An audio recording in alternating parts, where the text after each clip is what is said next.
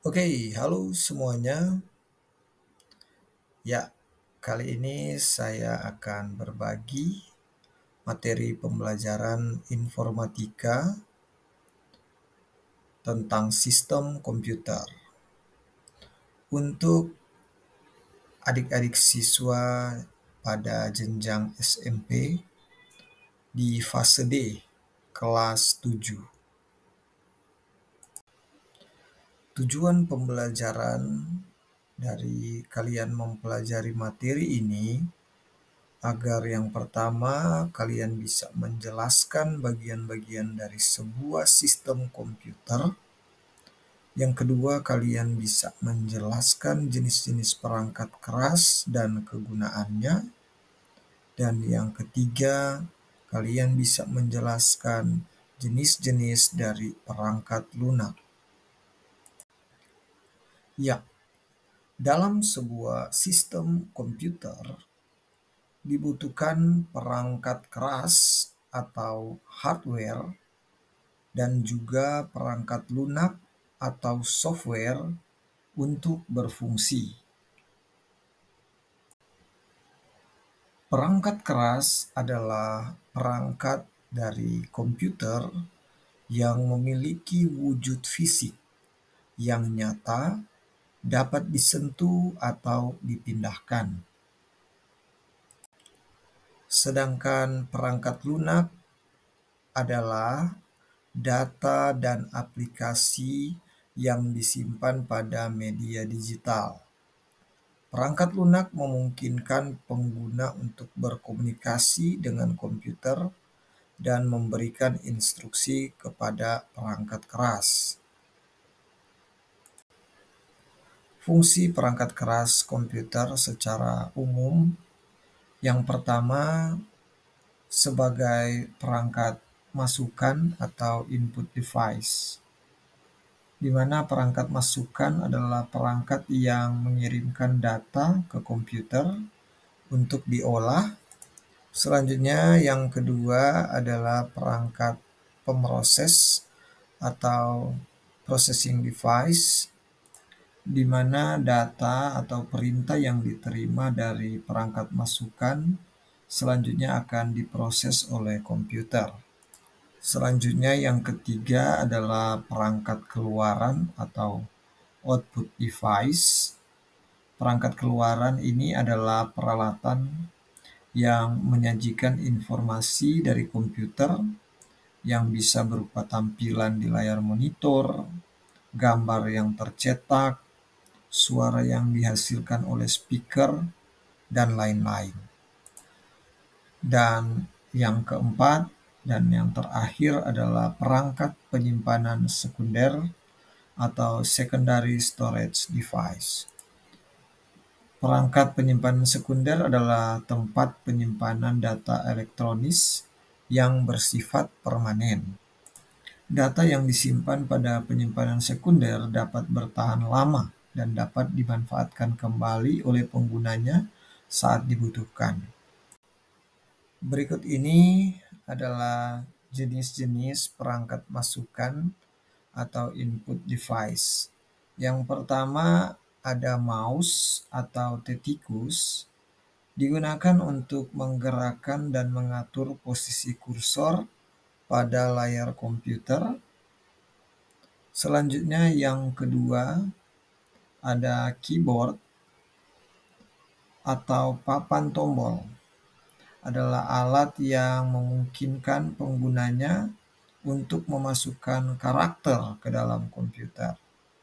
Nah, karakter tersebut bisa berupa huruf, angka, dan simbol. Selanjutnya ada scanner ya, digunakan untuk memindai dan menyalin data dari kertas berisi grafik, gambar, foto, atau tulisan menggunakan alat pembaca optikal data reader. Selanjutnya ada joystick ya.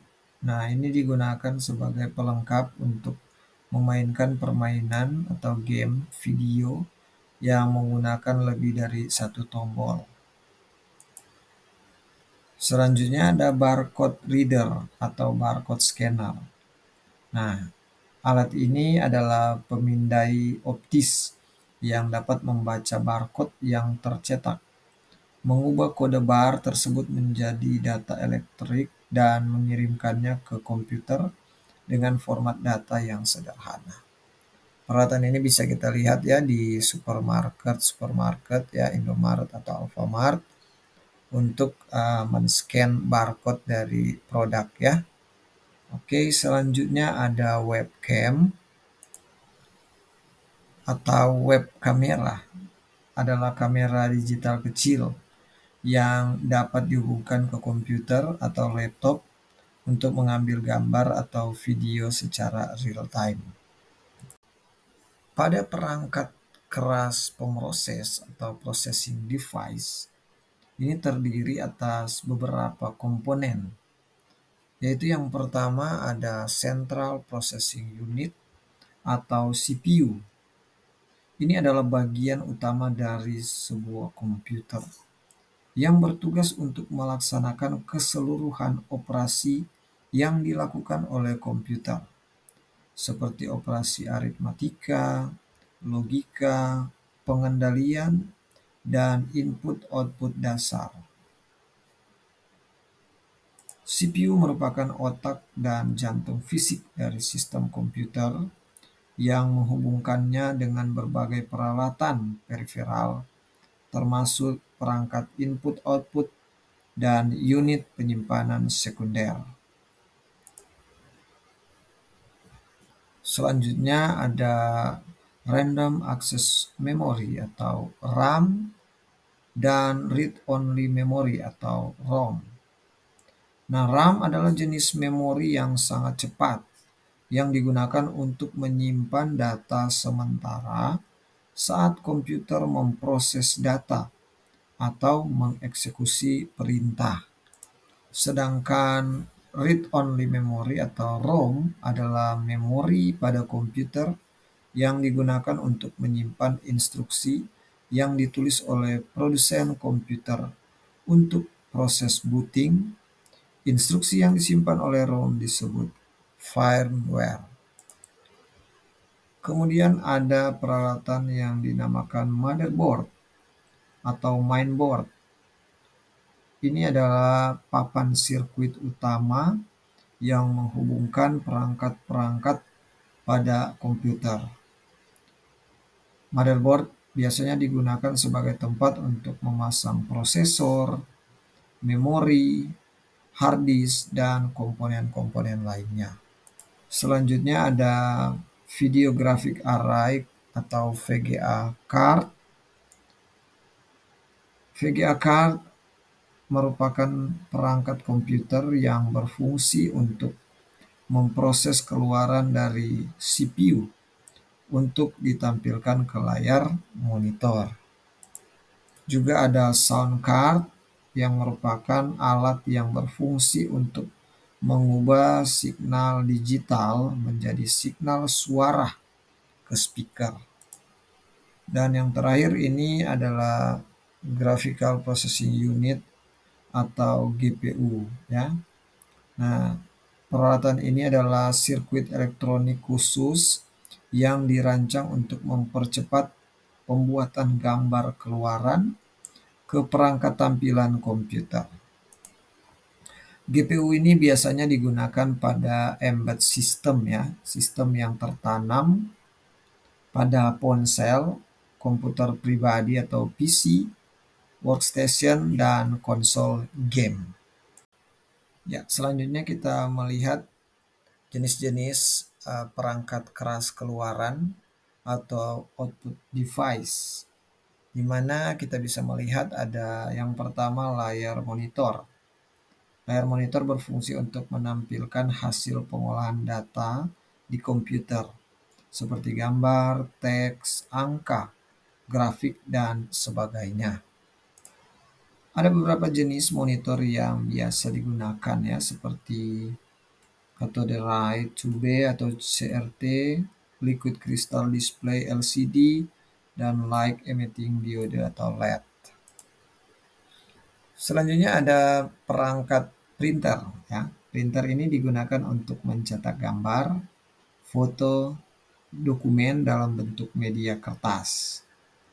Ada beberapa jenis printer yang kini masih digunakan, di antaranya printer dot matrix, inkjet, laserjet, dan plotter.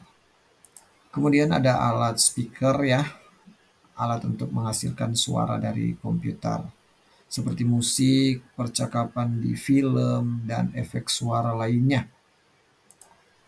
Kemudian ada LCD proyektor ya, atau pewayang LCD. Peralatan ini adalah salah satu jenis proyektor yang digunakan untuk menampilkan gambar, video, atau data dari komputer pada sebuah layar atau sesuatu dengan permukaan datar, seperti tembok. Selanjutnya ada headset ya, yang fungsinya hampir sama dengan speaker ya, untuk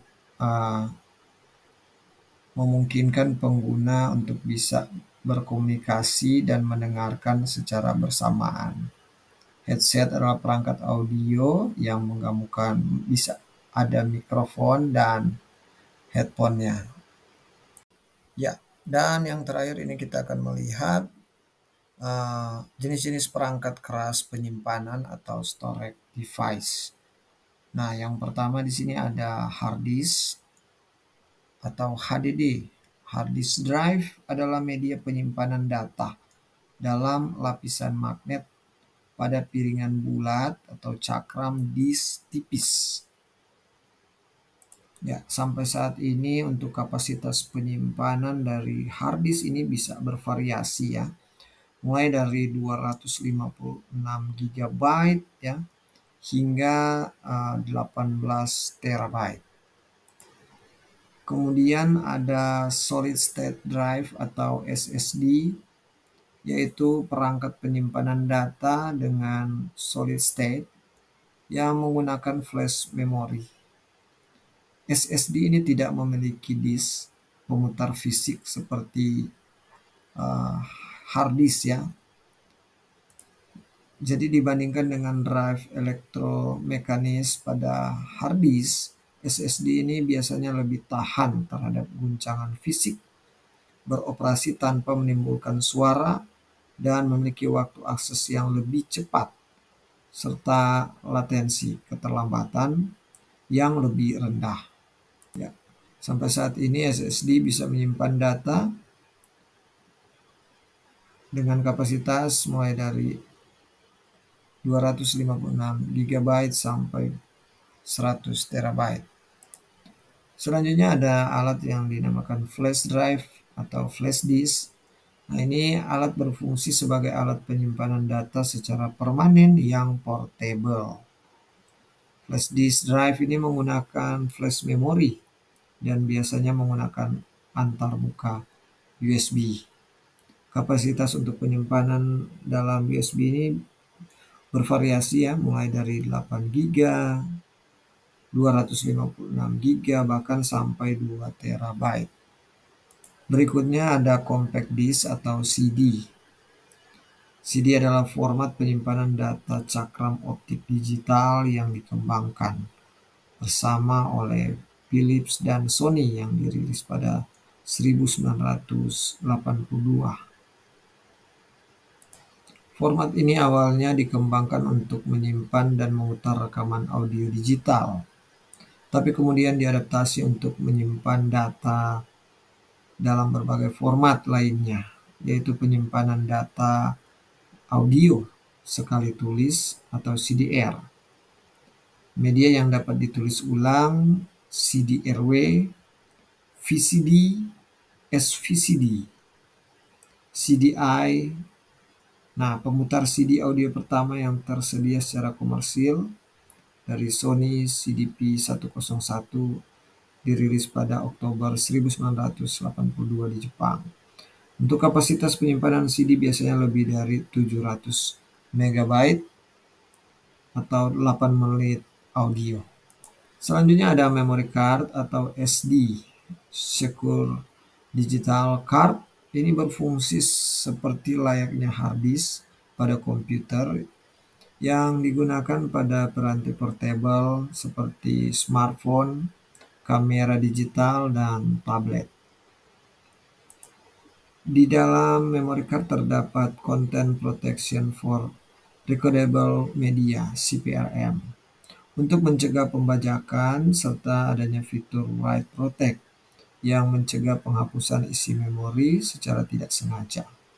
Nah, memory card ini memiliki bermacam format dan ukuran, seperti PC card, PCM SIA, flash, compact flash, mini SD, micro SD, dan lainnya. Micro SD adalah SD card yang paling tipis dan ringan. Nah, dan yang terakhir ada hard disk eksternal. Hard disk eksternal adalah perangkat keras yang berfungsi menyimpan data digital dan dapat dibawa kemana-mana seperti flash disk. Nah, hard disk eksternal ini memiliki kapasitas yang besar ya, seperti hard disk atau SSD.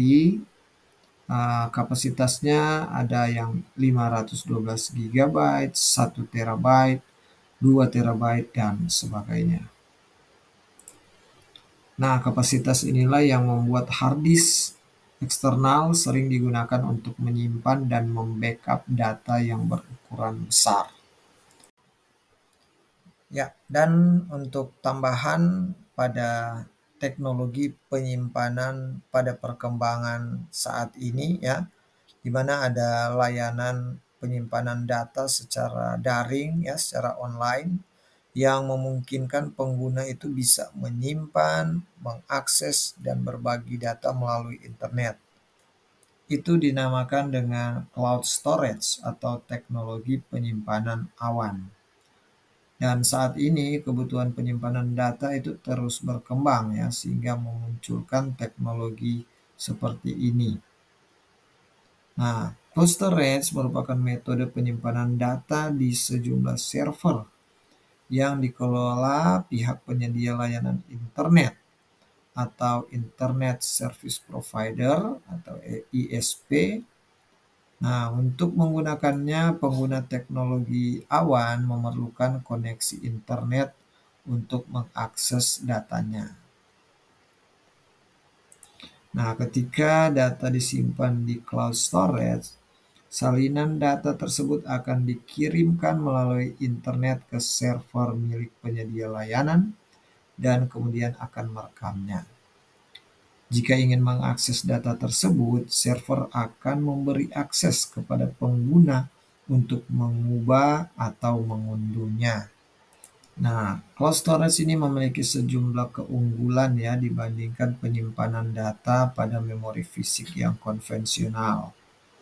Di antaranya, yang pertama, cloud storage dapat diakses menggunakan perangkat apapun, dimanapun asal terkoneksi dengan internet.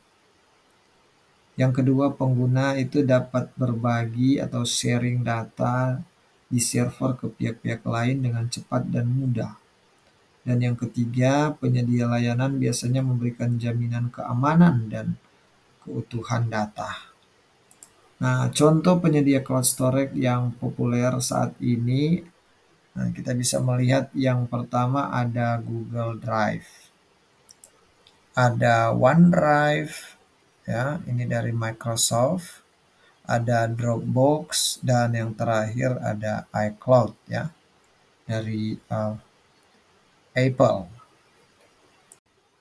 Nah, selanjutnya kita akan membahas tentang perangkat lunak atau software ya, di mana perangkat lunak ini berisi perintah dari pengguna dan perangkat keras yang akan melaksanakan perintah tersebut secara nyata. Jadi perangkat lunak ini terdiri atas program ya atau library, kumpulan program kecil dan data yang berhubungan dengan perangkat lunak tersebut seperti dokumentasi, media digital, dan lain-lain.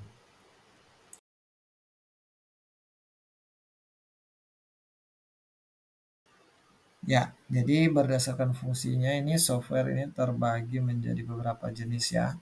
Nah, di antaranya ini perangkat lunak sistem operasi atau operating system ya.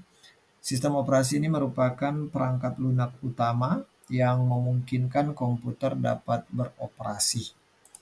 Nah, sistem operasi ini sering disebut perangkat lunak sistem yang merupakan perangkat lunak pertama yang dijalankan pada saat komputer itu dijalankan. Dan sistem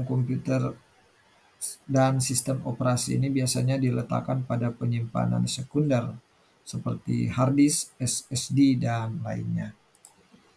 Sistem operasi ini bertugas memberikan layanan utama untuk perangkat lunak lain yang dijalankan berupa penjadwalan tugas, pengelolaan memori, pengaturan interaksi dengan pengguna, dan akses ke penyimpanan sekunder. Dan saat ini sistem operasi untuk komputer atau PC desktop yang banyak digunakan adalah Microsoft Windows, ada Mac OS ya dari Apple, dan Linux ya, Debian, Fedora, Ubuntu. Kemudian sistem operasi untuk perangkat seluler atau smartphone dan tablet itu yang terbanyak ada sistem operasi Android ya, dan iPhone OS ya dari Apple. Kemudian ada Chrome OS ya, itu digunakan pada perangkat Chromebook. Selanjutnya untuk jenis yang kedua, perangkat lunak aplikasi. Nah, program aplikasi pada komputer ini merupakan perangkat lunak siap pakai yang digunakan untuk membantu melaksanakan pekerjaan penggunanya. Nah, dalam sebuah komputer, aplikasi ini disiapkan sesuai kebutuhannya masing-masing. Dan jenis-jenis program aplikasi kita bisa melihat ada aplikasi pengolah kata atau word processing. Di antaranya yang banyak digunakan yaitu Google Dokumen atau Google Docs dan Microsoft Word. Selanjutnya ada aplikasi pengolah lembar kerja atau spreadsheet yang digunakan untuk mengolah angka. Nah, yang banyak digunakan adalah aplikasi Google Sheet ya, kemudian Microsoft Excel. Selanjutnya ada aplikasi pengolah grafis yang berfungsi untuk menyelesaikan pekerjaan di bidang desain grafis seperti menggambar maupun mengolah foto. Kita bisa melihat di situ ada Adobe Photoshop dan aplikasi Canva. Selanjutnya ada jenis aplikasi pengolah data atau database ya, ada Microsoft Access dan MySQL. Ini berfungsi untuk mengolah data berjumlah banyak yang disimpan dalam bentuk basis data. Misalnya data pegawai, data barang, dan data lainnya. Kemudian ada Microsoft Publisher ya, yang berfungsi sebagai jenis aplikasi penerbitan atau membantu tugas penerbitan buku, majalah, surat kabar, seperti editing, layouting, membuat ilustrasi, dan lainnya. Juga ada jenis aplikasi CAD ya, Computer Aided Design. Nah, di sini ada AutoCAD. Nah, bisa berfungsi untuk melukis atau menggambar desain seperti desain rumah, perhiasan, otomotif, dan sebagainya. Kemudian ada aplikasi jenis multimedia yang berfungsi untuk memutar berbagai bentuk media ya, seperti audio, gambar, video, animasi, gambar visual, film, dan lainnya. Nah, contoh aplikasinya ada Windows Media Player, GOM Player, VLC, PixArt, Adobe Flash, Nah, YouTube juga masuk, Spotify, Joox, dan sebagainya. Kemudian ada jenis aplikasi mobile, aplikasi sosial media atau aplikasi media sosial ya. Nah, ini kita bisa melihat ada Facebook, TikTok, ada Instagram yang berfungsi untuk berkomunikasi dengan pengguna pada aplikasi lain. Selanjutnya ada bahasa pemrograman. Jenis aplikasi bahasa pemrograman ini contohnya di sini ada Scratch dan bahasa pemrograman Java. Nah, fungsi dari jenis aplikasi bahasa pemrograman ini adalah bisa membuat program komputer ya dalam bentuk sistem operasi, sistem informasi, perangkat lunak, dan misalnya program kasir swalayan, game ya, program pendaftaran siswa baru, program internet banking, dan aplikasi-aplikasi lainnya, aplikasi smartphone maupun komputer. Kemudian ada juga jenis aplikasi layanan internet ya, kita bisa melihat ada Google Chrome, Firefox ya, yang berfungsi untuk mengakses berbagai layanan internet ya, untuk mencari informasi di internet kita menggunakan layanan internet seperti Google Chrome ya, itu adalah browser jenis aplikasinya. Dan yang terakhir ada jenis aplikasi program bantu atau utility ya. Nah, ini seperti contoh ada AVG antivirus ya, program antivirus yang membantu untuk pemeliharaan komputer, memanajemen harddisk, antivirus, partisi harddisk, dan peningkatan kinerja komputer. Oke, demikian untuk pembahasan perangkat lunak aplikasi. Ya, selanjutnya sebagai tambahan ya, kita akan membahas untuk perangkat lunak yang terbaru ya, sesuai dengan perkembangan saat ini, di mana ada teknologi kecerdasan buatan atau AI yang sudah banyak digunakan, yaitu AI chatbot. AI chatbot ini adalah program komputer yang menggunakan kecerdasan buatan ya untuk berinteraksi dengan pengguna melalui percakapan teks atau suara. Nah, chatbot ini dirancang untuk memahami, memproses, dan merespons input pengguna secara otomatis dan sering digunakan dalam layanan pelanggan, edukasi, dan bisnis. Nah, contoh populer AI chatbot adalah aplikasi ChatGPT dari pengembang OpenAI. Kemudian ada Siri, aplikasi Siri dari pengembang Apple, dan ada aplikasi Gemini dari pengembang Google. Nah, aplikasi AI ini bisa membantu menjawab pertanyaan atau melakukan tugas-tugas tertentu secara otomatis. Nah, chatbot AI ini bekerja dengan cara yang pertama, melatih chatbot dengan sejumlah besar data. Yang kedua, menggunakan AI, ML, NLU, NLP, dan LLM untuk menghasilkan respons percakapan. Dan yang ketiga, menjawab pertanyaan dan memberikan informasi tentang topik tertentu.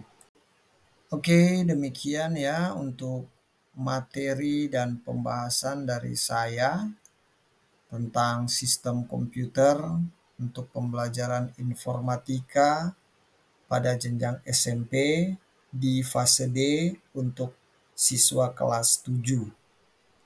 Semoga bisa bermanfaat untuk kita semua. Demikian dan terima kasih.